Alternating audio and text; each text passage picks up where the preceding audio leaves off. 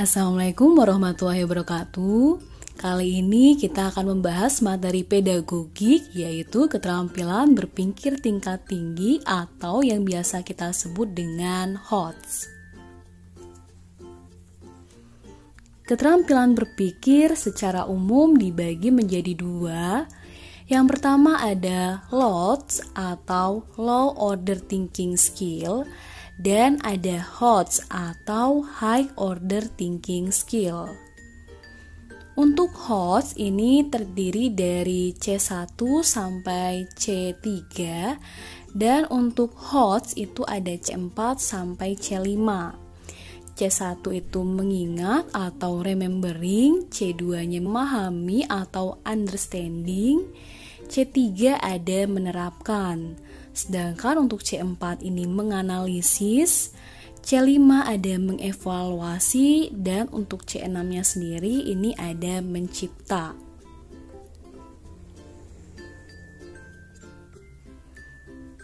Aspek keterampilan berpikir tingkat tinggi. Aspeknya ini terdiri dari 3 aspek. Aspek yang pertama adalah sebagai transfer knowledge. Lalu aspek yang kedua yaitu adalah sebagai critical and creative thinking. Dan aspek yang ketiga adalah sebagai problem solving. Akan kita bahas satu persatu dari ketiga aspek ini. Yang pertama adalah sebagai transfer knowledge. Nah, di sini keterampilan berpikir sesuai dengan rahna kognitif, afektif, dan psikomotorik yang menjadi satu kesatuan dalam proses belajar dan mengajar. Pada ranah kognitif ini terdiri dari C1 sampai C6. C1 ada mengingat, C2 ada memahami, C3 ada menerapkan, C4 ada menganalisis, C5 ada mengevaluasi, dan C6 ada mencipta. Lalu pada rahna afektif di sini ada A1 yaitu penerimaan, A2 ada menanggapi, A3 ada penilaian, A4 ada mengelola, dan A5 ada karakteristik. Aspek yang ketiga yaitu aspek psikomotorik terdiri dari P1 atau imitasi, lalu ada manipulasi, ada presisi, ada artikulasi, dan yang terakhir ada naturalisasi. Akan kita bahas secara detail. Yang pertama aspek kognitif. C1 ada mengingat. Mengingat itu adalah mengambil pengetahuan yang relevan dari ingatan. Lalu ada C2 memahami, itu adalah membangun arti dari proses pembelajaran termasuk komunikasi lisan, tertulis, dan gambar. Lalu C3 ada menerapkan atau mengaplikasikan, yaitu melakukan atau menggunakan prosedur di dalam situasi yang tidak biasa. Dan ada C4 ini ada menganalisis. Menganalisis itu adalah memecah materi ke dalam bagian-bagiannya dan menentukan bagaimana bagian-bagian itu terhubung antar bagian dan ke struktur atau tujuan keseluruhan.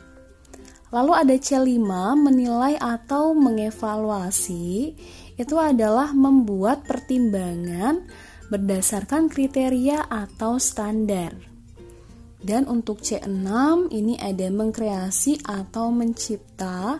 Ini adalah menempatkan unsur-unsur secara bersama-sama untuk membentuk keseluruhan secara koheren atau fungsional, menyusun kembali unsur-unsur ke dalam pola. Lalu selanjutnya kita akan bahas di aspek afektif. Aspek afektif ini ada penerimaan, yaitu semacam kepekaan dalam menerima rangsangan atau stimulasi dari luar yang datang pada diri peserta didik. A2 ada menanggapi, yaitu suatu sikap yang menunjukkan adanya partisipasi aktif untuk mengikutsertakan dirinya dalam fenomena tertentu dan membuat reaksi terhadapnya dengan salah satu cara.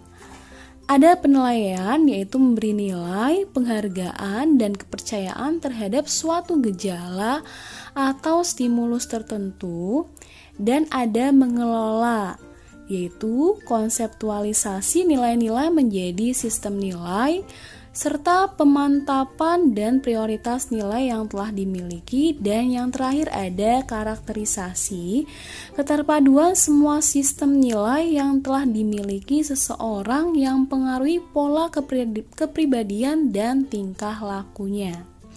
Selanjutnya akan kita bahas aspek psikomotorik, ini ada 5. Proses yang pertama ada imitasi. Imitasi ini adalah meniru tindakan seseorang. Sedangkan untuk manipulasi ini adalah melakukan keterampilan atau menghasilkan produk dengan mengikuti petunjuk umum, bukan berdasarkan observasi. Pada kategori ini, siswa dipandu melalui instruksi untuk melakukan keterampilan tertentu. Proses yang ketiga ada persisi, yaitu secara independen melakukan keterampilan atau menghasilkan produk dengan akurasi, proporsi, dan ketepatan. Dalam bahasa sehari-hari ini dinyatakan sebagai tingkat mahir. Lalu ada artikulasi. Ini adalah memodifikasi keterampilan atau produk agar sesuai dengan situasi baru atau menggabungkan lebih dari satu keterampilan dalam urutan harmonis dan konsisten. Yang terakhir ada proses naturalisasi, yaitu menyelesaikan satu atau lebih keterampilan dengan mudah dan membuat keterampilan otomatis dengan tenaga fisik atau mental yang ada.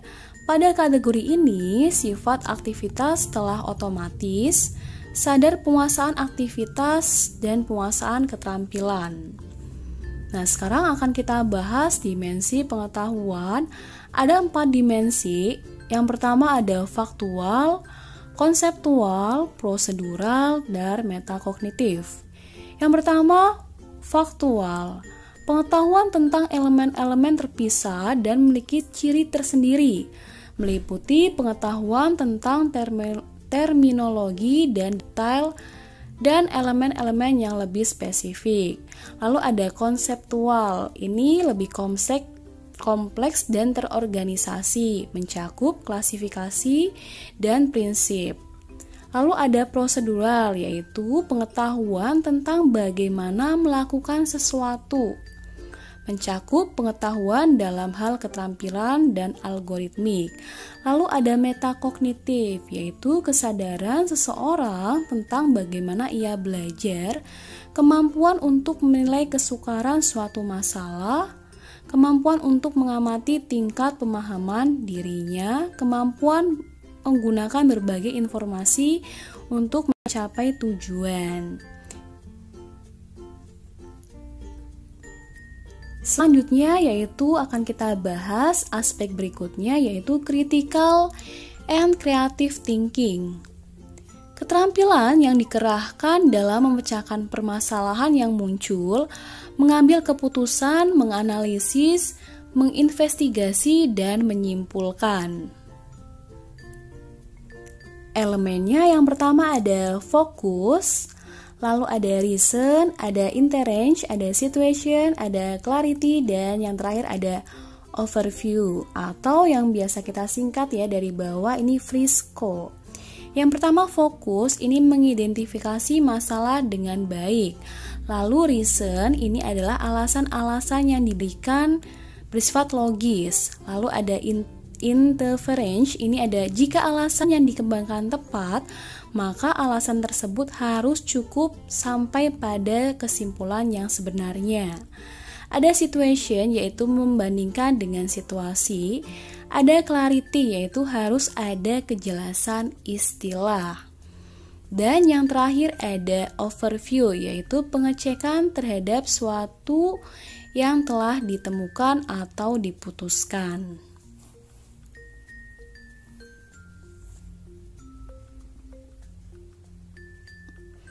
Aspek yang ketiga ini ada problem solving. Keterampilan yang memiliki keinginan kuat untuk dapat memecahkan masalah yang muncul pada kehidupan sehari-hari. Nah, ini ada beberapa langkah. Langkah yang pertama adalah menentukan masalah itu sendiri. Yang kedua, mengeksplorasi masalah. Setelah itu, langkahnya baru merencanakan solusi. Setelah itu, melaksanakan rencana, memeriksa solusi, dan langkah yang terakhir adalah mengevaluasi.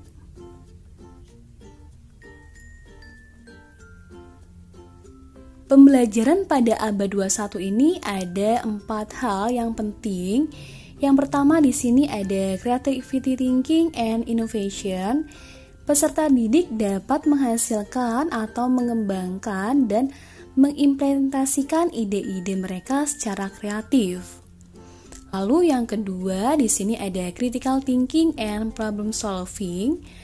Peserta didik dapat mengidentifikasi, menganalisis, menginterpretasi, dan mengevaluasi bukti-bukti. Ada communication, yaitu peserta didik dapat mengomunikasikan ide-ide dan gagasan secara efektif menggunakan media, lisan, tertulis maupun teknologi. Dan ada collaboration, yaitu dapat bekerja sama dalam sebuah kelompok untuk memecahkan masalah yang ditemukan. Supaya lebih jelas, kita coba latihan yang pertama di sini. Dimensi pengetahuan terdiri atas 4 tingkat. Pengetahuan tentang bagaimana cara melakukan sesuatu, mencakup pengetahuan dalam hal keterampilan dan algoritmik, teknik-teknik dan metode. Ini merupakan tingkatan apa? Nah, sekarang bisa kita lihat di sini kata kuncinya itu adalah pengetahuan tentang bagaimana melakukan sesuatu. Karena bagaimana melakukan sesuatu berarti C, prosedural. Next, kita lanjut di soal berikutnya. Proses kognitif terbagi 2, ada loss, ada HOTS. Nah, berikut ini yang bukan merupakan proses kognitif dari loss. Nah, ini yang bukan ya. Ada mengingat, memahami, mengaplikasikan, atau menilai. Yang bukan adalah yang menilai. Menilai ini adalah mengevaluasi. Ini ada C5. C5 ini adalah HOTS ya. Jadi jawabannya adalah yang D.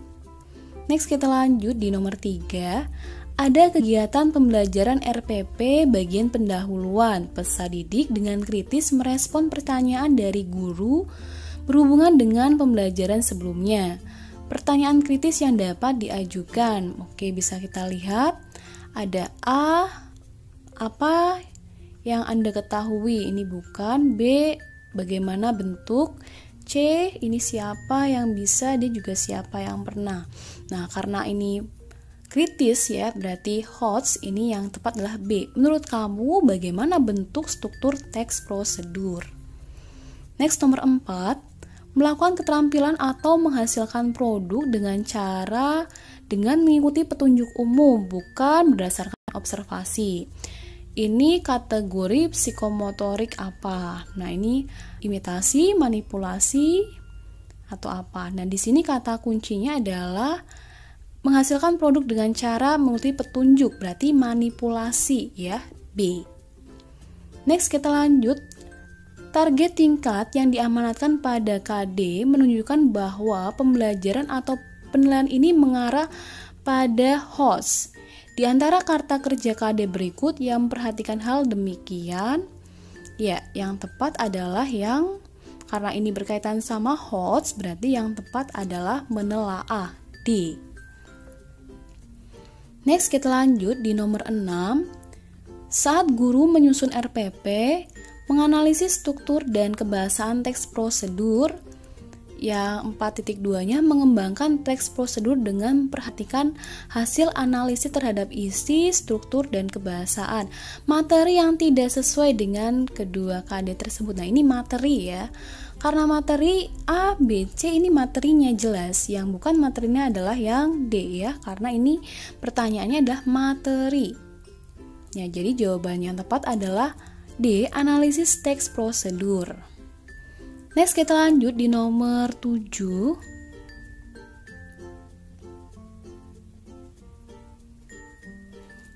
Pembelajaran HOTS melatih siswa memiliki 3 aspek keterampilan.